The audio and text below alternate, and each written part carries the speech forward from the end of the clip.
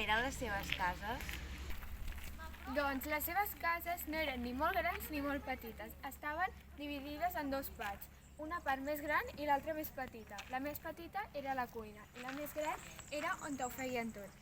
És a dir, on te dormien, on s'estaven, on feien totes les armes, on te menjaven, etc. Tu em sabries dir què és això? Perquè per lo que veig en la imatge ja sabria deduir que això és un forníver.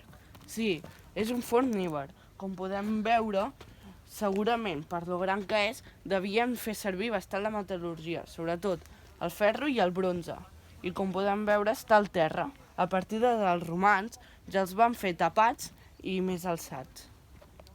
Les sitges. Els ibers utilitzaven les sitges com a petits magatzems dels cereals, sobretot quan volien que es conservés durant molt de temps. Algunes sitges s'utilitzaven com per deixar totes les deixalles i fins i tot algunes tenien entre 4 i 5 metres de profunditat.